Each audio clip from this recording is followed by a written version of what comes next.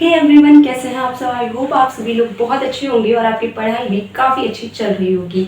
सो आज के इस लेक्चर में हम पढ़ने वाले हैं फ्यूचर कॉन्टिन्यूअस टेंस के जो सेंटेंसेस होते हैं हम उनको किस तरह से ट्रांसलेट करेंगे।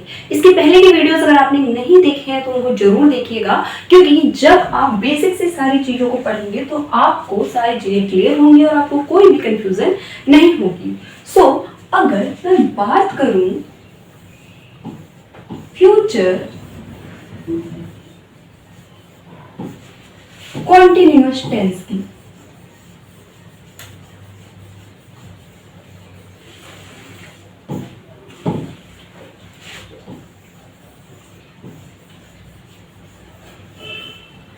मैंने आपको क्या बताया था, जो भी हमारे कॉन्टिन्यूअस टेंस होते हैं उनकी हिंदी क्या होती है। उनकी हिंदी होती है रहा, रही,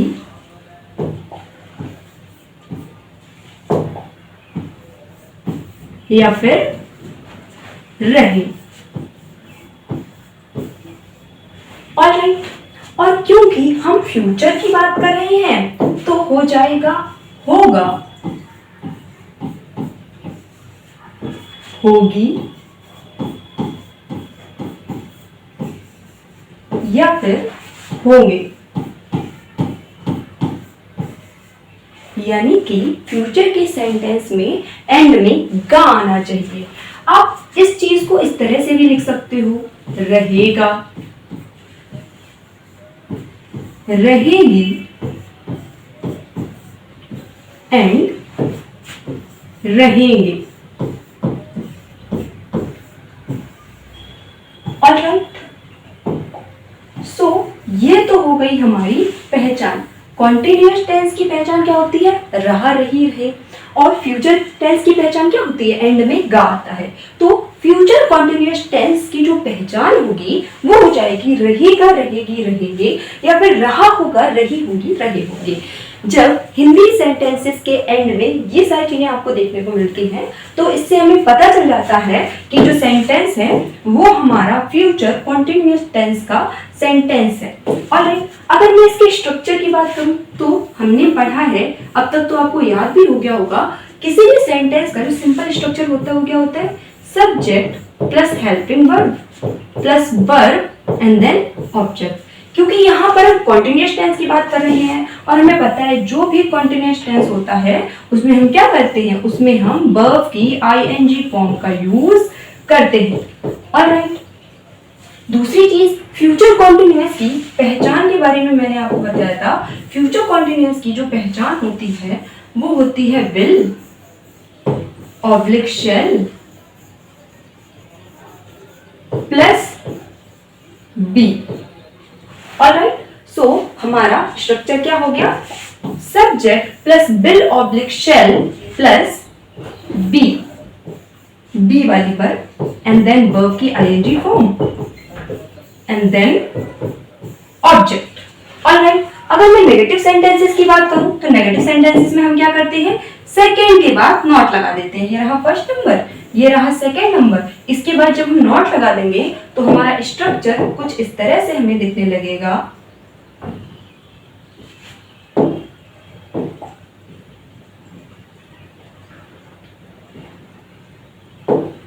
सब्जेक्ट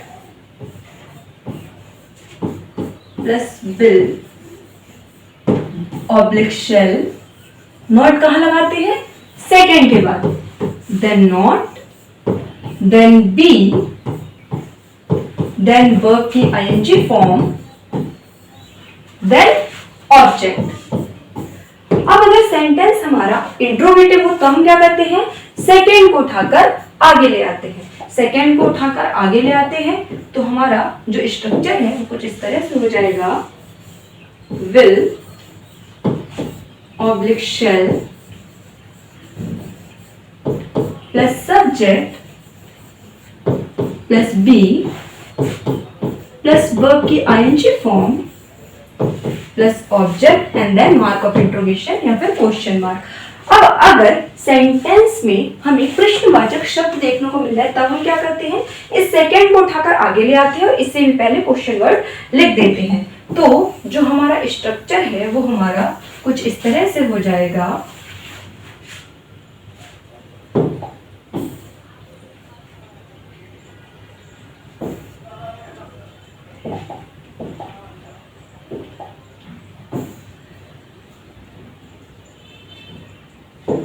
सेकेंड को उठाकर आगे ले आएंगे और इससे भी पहले हम क्या करेंगे, इससे भी पहले हम उस क्वेश्चन वर्ड को या फिर WH वर्ड को लिख देंगे। ऑलराइट, सो हमारा positive, negative, interrogative and double interrogative के लिए ये हमारे स्ट्रक्चर है और इनके बारे में हमने जो हमारी फंडामेंटल क्लास थी उसमें देखा था। ऑलराइट, सो अब हम सेंटेंसेस की तरफ बढ़ते हैं। So the first sentence is Ram का भाई वहां खेल रहा होगा। सबसे पहले हमने सेंटेंस के एंड में देखा, हमें क्या देखने को मिला है, हमें देखने को मिला है रहा होगा। इस रहा होगा को देखकर हमें ये पता चल गया कि जो सेंटेंस है ये हमारा फ्यूचर कॉन्टिन्यूअस टेंस का सेंटेंस है। अब सब्जेक्ट है हमारा राम का भाई। राम का भाई हम लिखेंगे राम्स ब्रदर।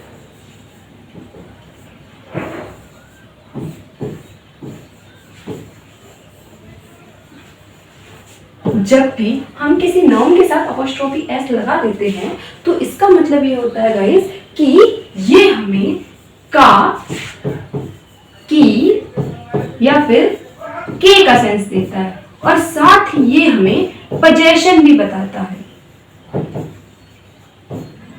ऑलराइट, जब भी आपको अपॉस्ट्रोफी एस देखने को मिले तो इसकी हिंदी होती है का, की, के और ये हमें पोजेशन बताता है। सो राम का भाई राम्स ब्रदर। हेल्पिंग वर्ब हम लगाएंगे यहाँ पर विल। हालांकि मैंने आपको जो हमारी फर्स्ट क्लास थी उसमें मैंने आपको बताया था कि विल का यूज, शेल का यूज करते हैं हम आई एंड बी के साथ और एक्सेप्ट आई एंड बी बाकी सभी के साथ करते हैं हम विल का यूज। ऑलराइट, तो यहाँ पर सब्जेक्ट है हमारा राम का भाई तो हो जाएगा बिल। बिल के बाद हम बी का यूज करेंगे। वर्ब है हमारी यहाँ पर खेलना, तो खेलने के लिए हम प्ले का यूज करते हैं और प्ले की आईएनजी फॉर्म तो हो जाएगा प्लेइंग। राम्स ब्रदर प्लेइंग, वहां खेल रहा होगा तो वहां के लिए हम यूज करते हैं देयर का। राम का भाई वहां खेल रहा होगा। फर्स्ट ऑफ ऑल हमने सेंटेंस के एंड में देखा रहा होगा दिया गया है तो हमें पता चल गया ये जो सेंटेंस है ये हमारा फ्यूचर कॉन्टिन्यूअस टेंस का सेंटेंस है। फिर हमने सब्जेक्ट देखा, सब्जेक्ट है हमारा राम का भाई तो हो जाएगा राम्स ब्रदर। हेल्पिंग वर्ब है हमारी बिल और उसके बाद हम लगाएंगे बी। खेलने के लिए हम प्ले का यूज करते हैं और क्योंकि फ्यूचर कॉन्टिन्यूअस टेंस है इसी वजह से हम प्ले में आईएनजी ऐड कर देंगे तो हो जाएगा प्लेइंग एंड देन वहां खेल रहा होगा, वहां के लिए हम यूज करते हैं देयर। राम का भाई वहां खेल रहा होगा। Correct translation is Ram's brother will be playing there. Alright, next sentence is मैं उस समय पढ़ रहा हूंगा। एंड में देखिए हमें देखने को मिल रहा है रहा हूंगा। ऑलराइट, सबसे पहले हमने सब्जेक्ट देखा। सब्जेक्ट हमारा क्या है, सब्जेक्ट है हमारा आई, मैं यानी कि आई। आई के साथ मैंने आपको क्या बताया था, शैल का यूज करते हैं। आई शैल, देन हम बी का यूज करेंगे। यहाँ पर वर्ब है हमारी पढ़ना। पढ़ने के लिए हम रीड का यूज करते हैं या फिर चाहे तो स्टडी का भी यूज कर सकते हैं तो आप लिख सकते हैं स्टडिंग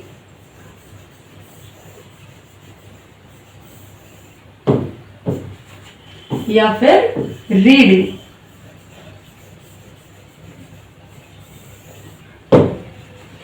उस समय,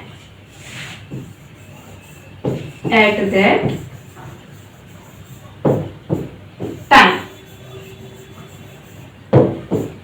सो मैं उस समय पढ़ रहा हूंगा। I shall be studying at that time या फिर I shall be reading at that time.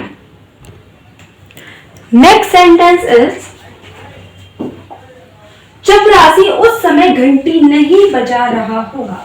अब देखिए हमें एंड में देखने को रहा होगा मिला है, दूसरी चीज सेंटेंस के बीच में नहीं भी आ गया है तो कुछ टाइम के लिए मान लेते हैं सेंटेंस में हमें नहीं दिया गया है। अब आप उस सेंटेंस को पढ़िए। सेंटेंस हमारा चपरासी उस समय घंटी बजा रहा होगा, इसको हम ट्रांसलेट करते हैं चपरासी के लिए हम पीएन का यूज करते हैं, तो हो जाएगा the PN helping verb will be का यूज करेंगे यहाँ पर, विल। देन वी घंटी बजाने के लिए यूज करते हैं रिंग द बेल का। तो ये आपको याद हो गया होगा, इस टाइप का सेंटेंस हम और भी टेंसेस में कर चुके हैं। तो रिंग में हम यहाँ पर आईएनजी लगा देंगे क्योंकि ये कॉन्टिन्यूअस टेंस है, तो हो जाएगा रिंगिंग द बेल उस समय, तो हो जाएगा एट दैट टाइम। उस समय को हम इंग्लिश में बोलते हैं एट दैट टाइम। और चपरासी उस समय घंटी बजा रहा होगा, इस सेंटेंस का ट्रांसलेशन क्या हो जाएगा, the peon will be ringing the bell at that time. अब क्योंकि ये जो सेंटेंस है ये हमें नेगेटिव दिया गया है, और नेगेटिव सेंटेंस में क्या करते हैं, सेकेंड के बाद हम नॉट लगा देते हैं। फर्स्ट नंबर पे हमारा सब्जेक्ट हो गया, सेकेंड नंबर पे हमारा विल हो गया, सेकेंड के बाद जब हम नॉट लगा देंगे तो हमारा सेंटेंस कुछ इस तरह से हो जाएगा, द पीएन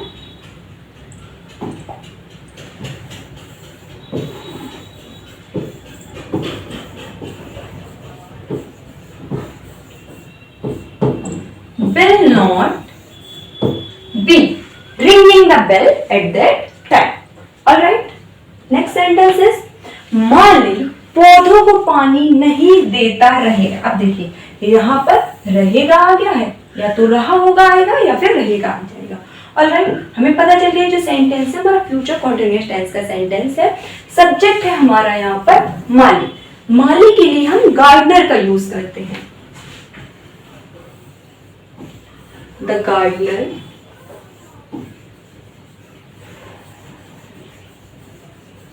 गार्डनर के साथ हम विल का यूज करेंगे, और क्योंकि नहीं दिया गया, नहीं कहाँ लगाते हैं, नहीं को हम लगाते हैं सेकेंड के बाद। ये हमारा इतना फर्स्ट नंबर हो गया, ये हमारा सेकेंड नंबर हो गया। सेकेंड के बाद हम नॉट लगाएंगे तो हम यहाँ पर बिल के बाद नॉट लगा देंगे। देन उसके बाद हम बी का यूज करेंगे, बी। अब देखिए यहाँ पर लिखा हुआ है पौधों को पानी देना। देखिए हालांकि देने के लिए हम गिव का यूज करते हैं, गिव मीन्स होता है देना, ठीक है। लेकिन यहाँ पर पौधों को पानी देने का मतलब ये है कि हम पौधों को, पौधे क्या कोई इंसान है ये बताइए, नहीं, हम पौधों के ऊपर पानी डाल रहे हैं। और जब भी हम पौधों को पानी देना की बात करते हैं, पौधों को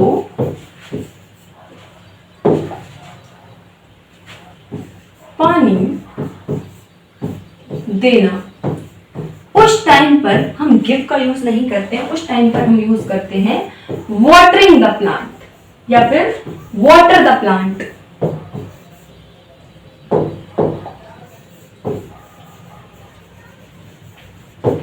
यहां पर वाटरिंग होगा।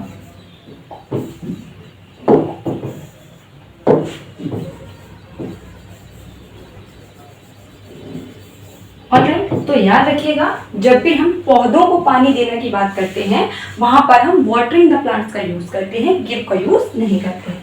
Alright, so the gardener will not B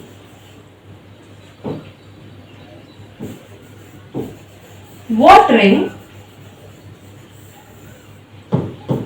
the plants. Alright, माली पौधों को पानी नहीं देता रहेगा। The gardener will not be watering the plants. Alright, next sentence is क्या मोहन अपनी पुस्तक पढ़ता रहेगा? इस सेंटेंस में सबसे पहले हमने एंड में लिखा रहेगा आया है। दूसरी चीज यहाँ पर हमें क्या दिया गया है, सेंटेंस की स्टार्टिंग में क्या आ गया है, इससे हमें क्या पता चला, ये जो सेंटेंस है पहली चीज तो रहेगा देखकर पता चला हमें फ्यूचर कॉन्टिन्यूअस टेंस का सेंटेंस है। दूसरी चीज स्टार्टिंग में हमें क्या देखने को मिला है, तो हमें पता चल गया जो सेंटेंस है हमारा इंट्रोगेटिव टाइप का सेंटेंस है। अब जब इंट्रोगेटिव सेंटेंसेस में स्टार्टिंग में क्या आता है तो हम क्या करते हैं, सेकेंड को उठाकर आगे ले आते हैं। सबसे पहले मानकर चलते हैं हमें क्या नहीं दिया गया, हम इस सेंटेंस को ट्रांसलेट करते हैं। मोहन अपनी पुस्तक पढ़ता रहेगा, इसको हम इस तरह से ट्रांसलेट करेंगे, इसको हम कुछ इस तरह से ट्रांसलेट करेंगे, मोहन, मोहन के साथ विल का यूज करेंगे। विल बी, पढ़ने के लिए हम रीडिंग का यूज करेंगे। रीडिंग, अपनी पुस्तक। देखिए जो मोहन है वो एक मेल है, और मेल के लिए हम किस प्रोनाउन का यूज करते हैं? ही का यूज करते हैं। ही के लिए जो अपने की इंग्लिश होती है वो क्या होती है? वो होती है हिज। तो ये जो मोहन है, क्योंकि मोहन बराबर है ही, और ही के लिए जो अपने की इंग्लिश होती है वो होती है हिज, तो इस मोहन के लिए भी अपने की इंग्लिश क्या हो जाएगी? हिज हो जाएगी। तो हो जाएगी Mohan will be reading his book. Alright, क्योंकि ये जो सेंटेंस है ये हमारा इंट्रोगेटिव सेंटेंस है, तो इंट्रोगेटिव सेंटेंस में हम क्या करते हैं? जो सेकंड नंबर पे होता है उसको उठाकर आगे ले आते हैं। सेकंड नंबर पे हमारा विल को उठाकर आगे ले आएंगे। सो जो हमारा करेक्ट सेंटेंस है वो क्या हो जाएगा? वो हो जाएगा will Mohan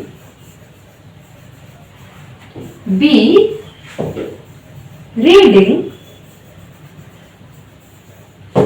his book, and then mark of interrogation. Alright, so क्या मोहन अपनी पुस्तक पढ़ता रहेगा? करेक्ट सेंटेंस हमारा क्या हो जाएगा? Will Mohan be reading his book? Next sentence is, क्या वे तुम्हारी सहायता नहीं करते रहेंगे?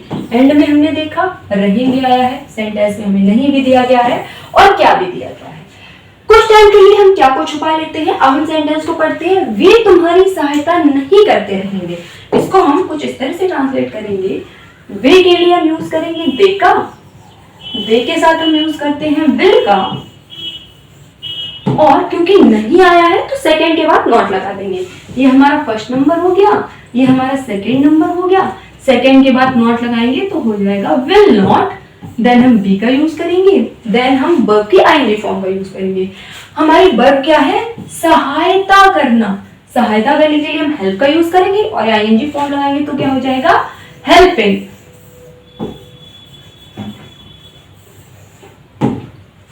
They will not be helping तुम्हारी, तो सिंपली ऑब्जेक्ट है हमारा यू, तो हो जाएगा यू। वे तुम्हारी सहायता नहीं करते रहेंगे, they will not be helping you। अब क्योंकि हमें सेंटेंस में क्या दिया गया है, तो जब सेंटेंस में क्या आता है तो हम क्या करते हैं? सेकंड को उठाकर आगे ले आते हैं, और जब हम सेकंड को उठाकर आगे ले आएंगे सो जो हमारा करेक्ट सेंटेंस है वो क्या हो जाएगा? वो हो जाएगा will they will they not be helping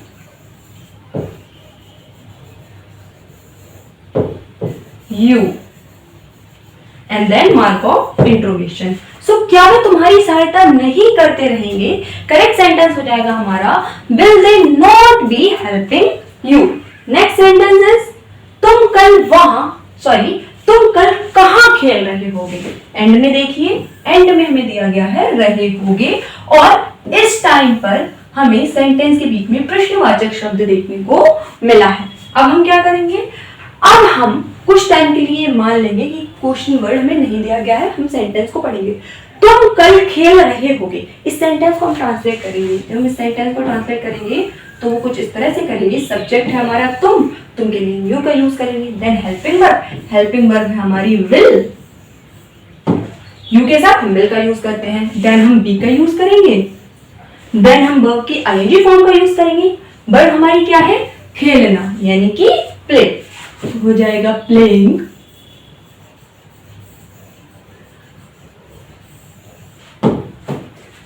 you will be playing. अब तुम देखो यहां पर लिखा है कल, और मैंने आपको बताया था जितने भी फ्यूचर के सेंटेंसेस होते हैं उनमें अगर कल आता है तो हम कल के लिए किसका यूज करते हैं? कल के लिए यूज करते हैं हम टुमारो का। तुम कल खेल रहे होगे, you will be playing tomorrow. अब क्योंकि इस सेंटेंस में हमें क्वेश्चन वर्ड दिया गया है, जब भी सेंटेंस में क्वेश्चन वर्ड आ जाता है तो हम क्या करते हैं? सबसे पहले तो सेकेंड को उठाकर आगे ले आते हैं और इससे भी पहले हम उस WH वर्ड या फिर क्वेश्चन वर्ड को लिख देते हैं। सो जो हमारा करेक्ट सेंटेंस है, करेक्ट सेंटेंस हमारा क्या हो जाएगा? करेक्ट सेंटेंस हमारा हो जाएगा Will you be playing tomorrow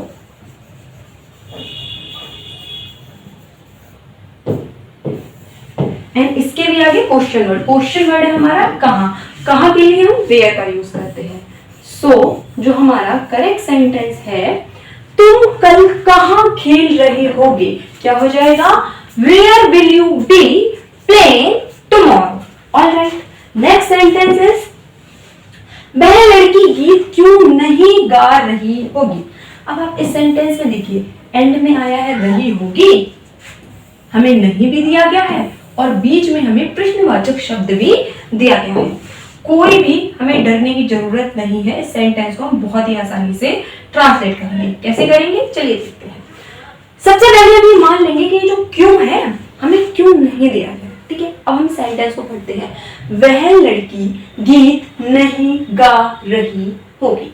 इस सेंटेंस को हम किस तरह से ट्रांसलेट करेंगे?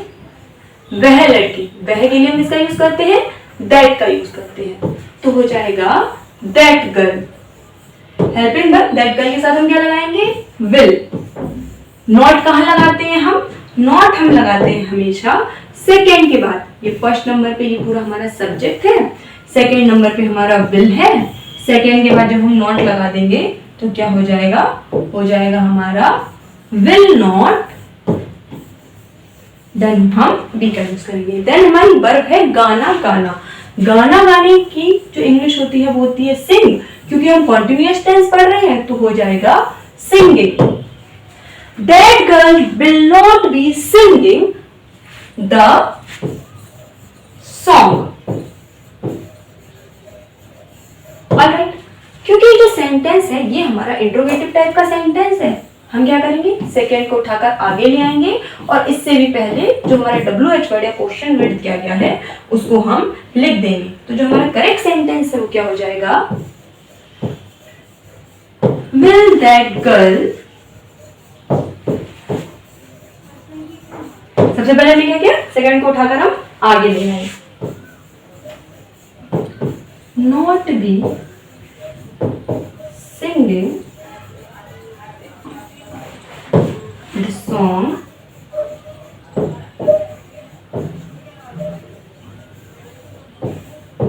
इससे भी पहले क्वेश्चन वर्ड, क्वेश्चन वर्ड है हमारा वाई, यानी कि क्यों।